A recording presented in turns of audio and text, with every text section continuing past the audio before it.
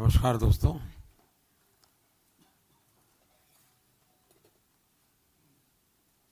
पहले तो मेरा यही काम रहता था कि पार्टी दफ्तर में शाम को आप लोगों के साथ चाय पीना। अब काफ़ी लोग बदल गए हैं, टीम काफ़ी, कुछ लोग पुराने अभी भी दिखते हैं, लेकिन मुझे अच्छा लगा आज मुझे आपके बीच आने का अवसर मिला।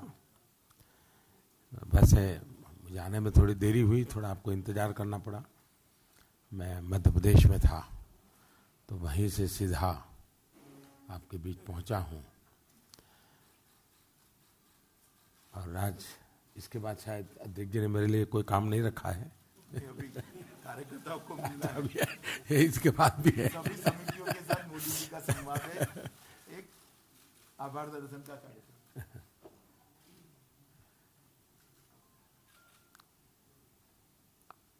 मैं मानता हूं कि कुछ बातें दुनिया के लिए हम गर्व के साथ कह सकते हैं। ये दुनिया का सबसे बड़ा लोकतंत्र है, लेकिन इस लोकतंत्र की ताकत क्या है, ये विश्व के सामने ले जाना, ये हम सबका दायित्व है। ये कोई सरकार का या किसी पॉलिटिकल पार्टी का नहीं है। और मैं मानूंगा कि विश्व को हमने प्रभावित करना चाहिए कि हमारी डेमोक्रेसी कितनी वाइब्रेंट है, कितनी विविधताओं से भरी हुई है, कितनी अच्छाइयां हैं उसमें। अब इतना बड़ा चुनाव चल रहा है, 2 चुनाव ऐसे गए 2009 और 2014 के आईपीएल मैच को भी बाहर ले जाना पड़ा था। आज जब सरकार सक्षम होती है तो रमजान भी चलता है, आईपीएल मैच भी चलता है, ईस्टर भी होता है, हनुमान जयंती भी होती है, राम जयंती भी होती है, नवरात्रि भी होता है, बच्चों के एग्जाम भी चलते हैं और चुनाव भी चल रहे हैं। और सब कुछ यानी ये हमारे देश की अपनी ताकत है। मैं इसको कोई सरकार की अमानत के रूप में पेश नहीं कर रहा हूं, ये भारत के गौरव की बात है।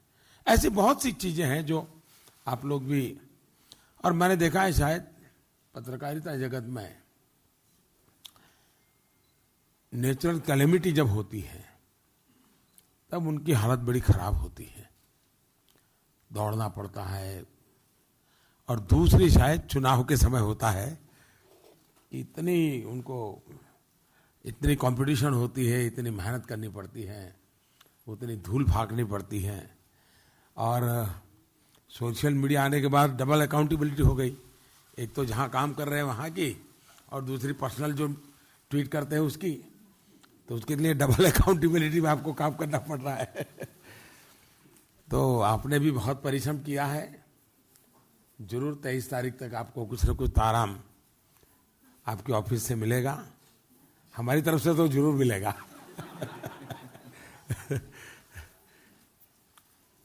लेकिन बहुत शानदार रहा चुनाव, एक सकारात्मक भाव से चुनाव हुआ। और थोड़ा वेरीफाई कर लेना चाहिए, लेकिन मेरा मोटा मोटा मत है कि पूर्ण बहुमत वाली सरकार 5 साल पूरे करके दोबारा जीत करके आए, ये शायद देश में बहुत लंबे अरसे के बाद हो रहा है, बहुत लंबे अरसे के बाद हो रहा है। ये अपने आप में बड़ी बात है। दूसरा, तय करके के चुनाव लड़ा गया और चुनाव में सरकार बनती हो, वैसा भी बहुत कम हुआ है। बीच में जितने सरकारें बनी तो परिस्थिति ने जो बना दिया, उसको किसी को 1 साल मिल गया, 2 साल मिल गया, या तो किसी पारिवारिक परंपरा से मिल गया। देश में एक्चुअली जनता के बीच में निर्णय करने का अवसर आया हो और उसमें सरकार बनती हो, ये मौका 14 में मिला और दूसरा मौका अभी 19 में मिल रहा है। कभी न कभी इसका एनालिसिस आपके यहाँ जो पंडित लोग हैं उन्होंने जरूर करना चाहिए। आपको लोगों को तो शायद उतनी स्पेस मिलती नहीं है, आपको तो थोड़ा चीजें दे करके दिन गुजारना पड़ता है। लेकिन जरूर जब आप एडिट बोर्ड में मिलने जुलने का मौका मिलता होगा तो जरूर ये बातें आप उनसे कर सकते हैं, लेकिन मेरा बहुत सुखद अनुभव रहा है। जब मैं चुनाव के लिए निकला तब ये मन बना करके निकला था, और आज आखिरी सभा तक उसी बात को मैं बराबर अपने आप को उसी धार पे रखा हूं। और मैंने देशवासियों को ये कहा था कि मैं आपके पास आया हूं धन्यवाद करने के लिए। 5 साल मुझे देश ने जो सहकार दिया, आशीर्वाद दिया, अनेक उतार चढ़ाव आए होंगे, अनेक मोड़ आए होंगे, लेकिन हर समय देश साथ रहा। और इसलिए मेरे लिए चुनाव अभियान एक प्रकार से 5 साल का जनता जनार्दन के सहयोग का धन्यवाद अभियान था। और मैं जहां पहुंच सकूं पहुंच करके मैंने धन्यवाद ज्ञापन किया है। आप लोगों के बीच भी मैं धन्यवाद करने के लिए आया हूं, और आपके माध्यम से देशवासियों का भी धन्यवाद करना चाहता हूं।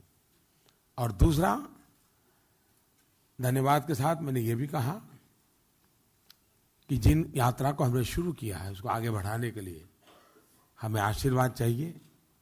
और मैं देख रहा हूं कि जनता पहले से ज्यादा बढ़ चढ़ करके आशीर्वाद दे रही है।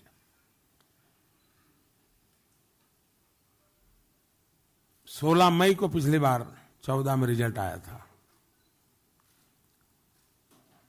और 17 मई को एक बहुत बड़ी कैजुअलिटी हुई थी। आज 17 मई है। 17 मई को देश में सट्टाखोरों को मोदी की हाजिरी का सबसे बड़ा नुकसान हुआ था।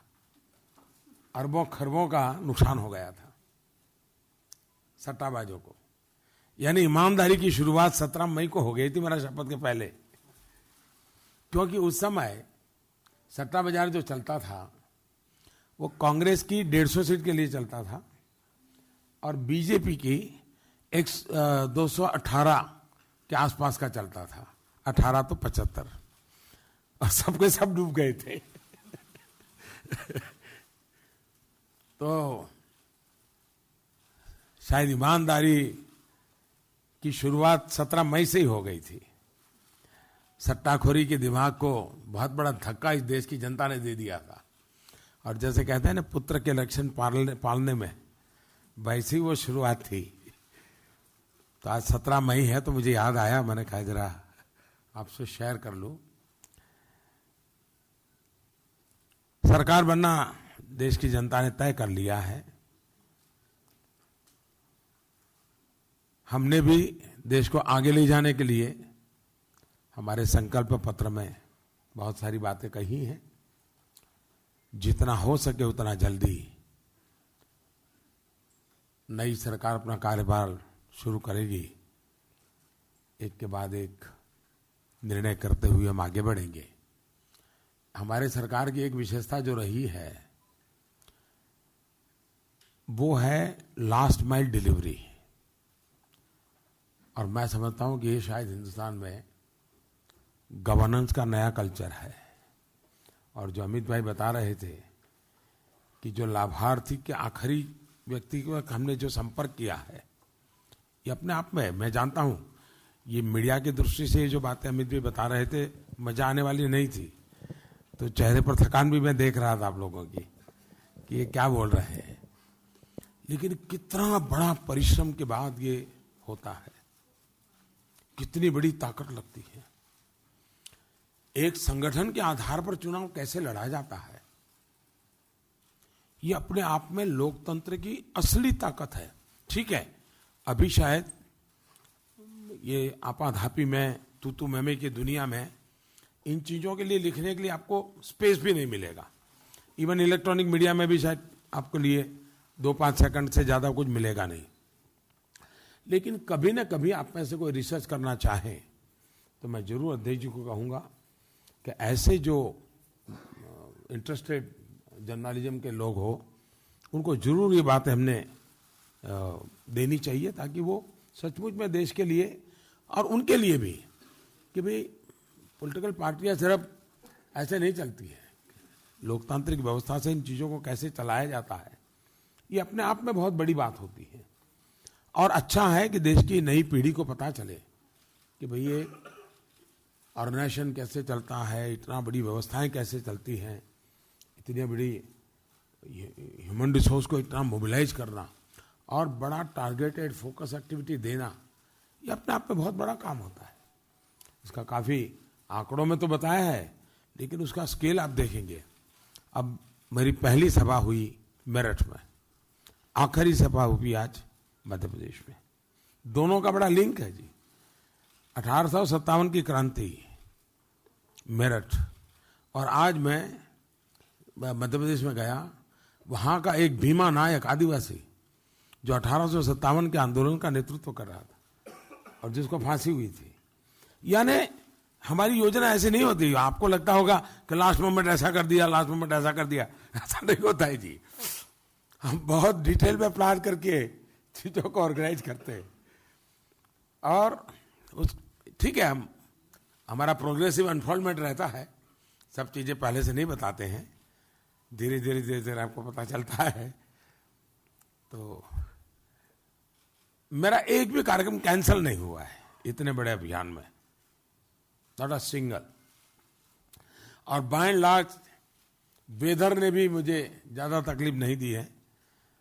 कभी कभी हेलीकॉप्टर खराब हो जाते थे तो एक हेलीकॉप्टर में सबको भर देते थे, लेकिन एक भी कार्यक्रम मेरा कैंसिल नहीं हुआ। सारे के सारे कार्यक्रम पूरे हुए।